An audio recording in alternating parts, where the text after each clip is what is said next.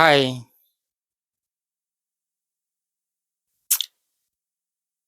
video untuk YouTube, video panjang. Saya membuat konten lagi yang panjang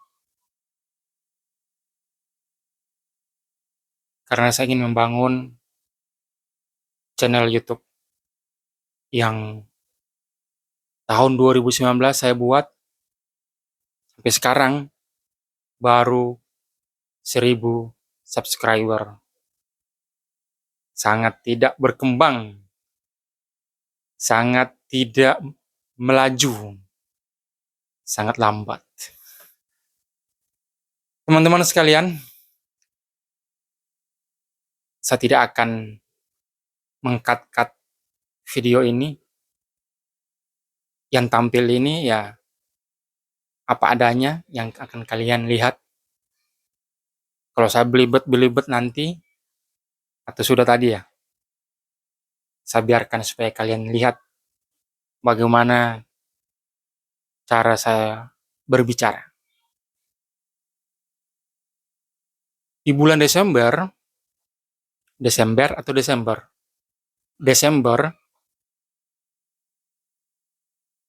November atau Desember ya, saya membuat komitmen untuk membuat konten video pendek di TikTok dan di Instagram. Satu hari satu video.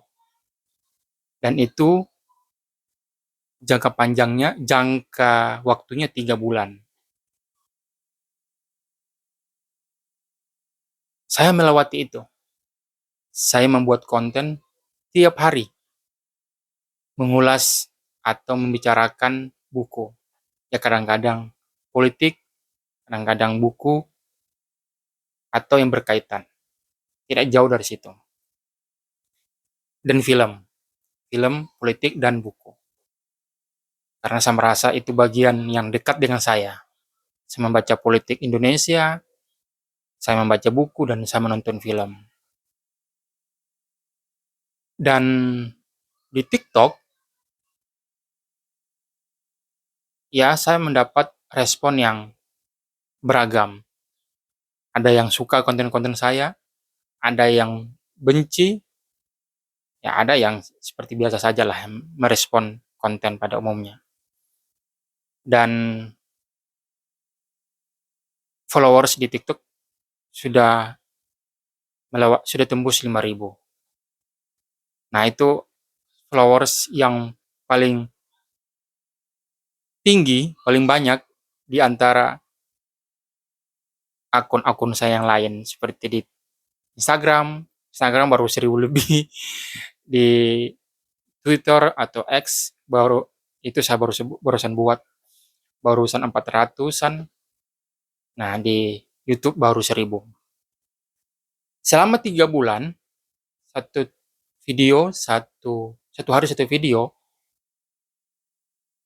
cukup membuat saya disiplin. Jadi, satu hari itu saya harus berpikir, saya harus membuat video. Konten apa atau topik apa yang saya akan buat. Bahkan di sela-sela nongkrong misalnya, saya harus berpikir apa ya yang harus saya buat untuk konten hari itu. Jadi otak itu berpikir terus agar menghasilkan konten. Ya saya tidak menggunakan editing yang baik. Saya take, langsung saya upload. Paling hanya di-cut. Itu membuat saya cepat untuk mungkin naik ya follower saya. Khususnya di TikTok. Apalagi di TikTok ada konten yang cukup viral soal Maluku. Jadi saya mengulas buku-buku Maluku, bahwa saya menyebut beberapa wilayah di Maluku yang kita kenal sekarang itu bukan bagian dari Maluku di tahun-tahun awal penemuan orang-orang Eropa terhadap Maluku. Dan itu sudah banyak kajiannya, banyak penelitiannya. Dan itu berdasarkan sumber referensi yang saya baca. Tidak asal apa baca cerita atau berbicara atau ngobrol di tongkrongan, tapi saya mempunyai referensi. Di sini di YouTube saya akan kembangin, saya akan kembangkan, saya akan berusaha konsisten untuk mengupload video di YouTube. Video panjang ya, minimal 10 menit. Minimal 10 menit durasi video yang saya upload. Karena saya ingin berbicara, saya ingin bercerita. Ini cara saya juga untuk melatih speaking saya. Yang biasanya terbata-bata, kagok dengan kamera. Ini saya berusaha untuk berbicara tanpa skrip. Ya jadi saya yang ngalor ngidul seperti ini. Ini di YouTube. Mungkin saya akan cut-cut sebagian yang saya merasa penting untuk di-upload di TikTok. Ya, 1 menit atau berapa detik lah. Dan di Instagram. Tapi, eh, ruang utamanya adalah YouTube. Jadi kalau mau utuh silakan di YouTube. Mau panjang silakan nonton di YouTube. Saya berusaha untuk tidak meng-cut di sini. Nah, selama 3 bulan itu, saya cukup happy gitu, cukup senang. Ternyata saya bisa konsisten mengupload konten tiap hari. Yang sebelumnya saya merasa, waduh, saya pemalas. Ternyata bisa. Terlepas dari kualitas video saya ya. Jadi saya hanya mengupload. Dan itu tiap hari. Nah, saya mau berusaha juga konsisten di YouTube. Dan saya berharap subscriber saya akan tumbuh dengan baik. Akan tetapi di bulan sudah mencapai ini target 3 bulan ini ya. Target mengupload di TikTok dengan di Instagram. Saya tiba-tiba muncul rasa malas ya. Karena mungkin saya merasa target itu sudah tercapai ya. Atau ini yang sangat mungkin saya percayai. Atau karena saya pengangguran. Nganggur itu sangat menyakitkan teman-teman. Nah, saya ingin jelaskan masalah nganggur ya. Jadi di bulan Januari, kami di kantor dapat informasi bahwa kantor akan dibubarkan. Semua karyawan,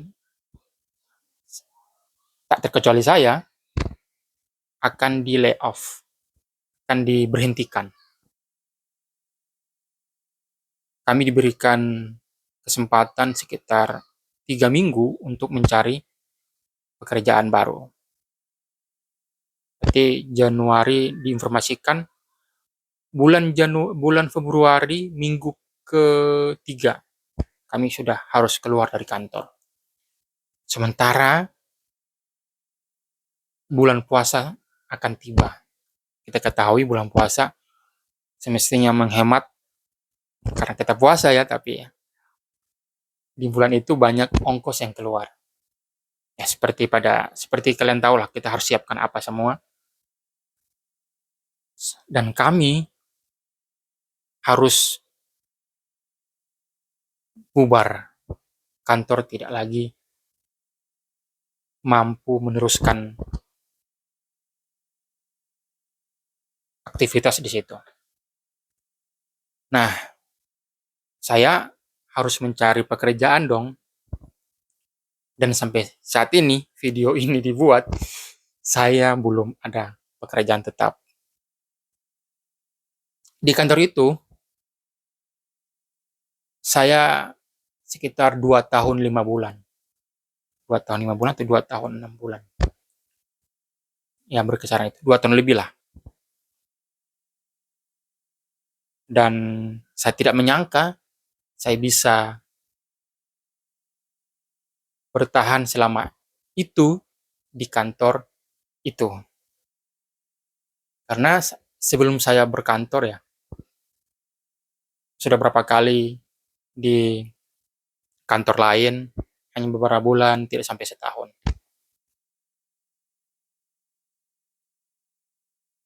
Sebelum berkantor kan saya seorang freelancer saja, mendapatkan pekerjaan ketika ditelepon oleh abang-abang gitu ya, abang-abang buku, atau ada kerja-kerja di Kementerian Pendidikan. Jam kerja kan tidak diatur oleh pemberi kerja. Saya mengaturnya sebagai freelancer. Sementara di kantor, kita harus masuk jam berapa, pulang jam berapa. Saya tidak menyangka bisa bertahan selama itu. Nah, dari bulan Februari akhir sampai sekarang, saya terus mencari pekerjaan tetap karena saya dengan kondisi tinggal di Jakarta hanya kerja serabutan itu tidak memungkinkan, maka harus ada pekerjaan tetap. Untungnya, untungnya selama 2 tahun itu saya menabung. Saya menabung. Ya, kita menjaga-jaga seperti yang saya alami sekarang ketika tiba-tiba di layoff, ya kita punya tabungan untuk bertahan beberapa bulan ke depan. Setidaknya untuk 6 bulan ke depan, tabungan saya masih bertahan untuk saya ya, untuk saya.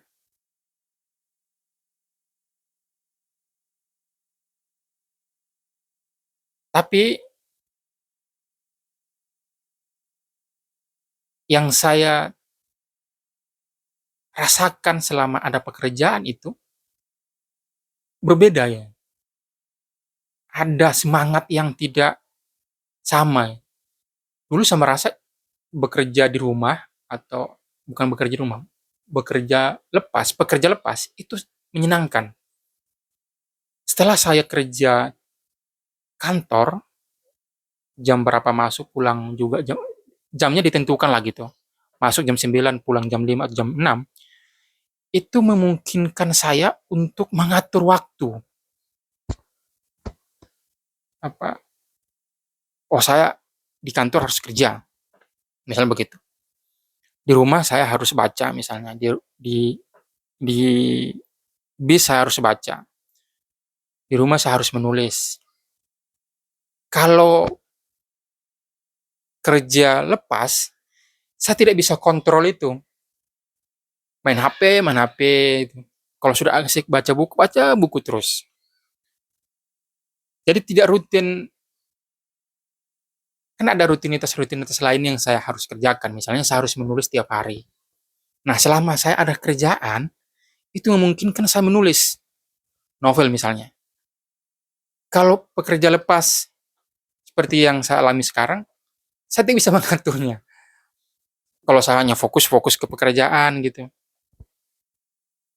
Nah, mungkin saya merasa bahwa mungkin karena saya menganggur, sehingga saya tidak rutin lagi mengupload konten-konten yang untuk Instagram dan TikTok. Nah, itu mungkin alibi ya, itu pembelaan lah ya. Saya barusan bicara dengan istri saya. Istri saya bilang, kirain kamu mau mengembangin channelmu. Untung istri saya, Nimas Gandasari, itu mengingatkan saya bahwa saya juga punya keinginan-keinginan lain, misalnya keinginan mengembangkan channel YouTube ini. Itu teman-teman sekalian, video panjang saya tanpa diedit, tanpa di-cut.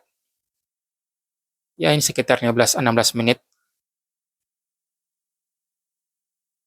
Terima kasih sudah menonton hingga sekarang, hingga saat ini. Di menit ke-16. Indonesia sedang tidak baik-baik. Semoga kalian dalam kondisi yang baik-baik. Baik secara fisik, secara mental, secara finansial, dan tetap jaga diri dan merangkul orang-orang terdekat kita. Sampai jumpa di video selanjutnya.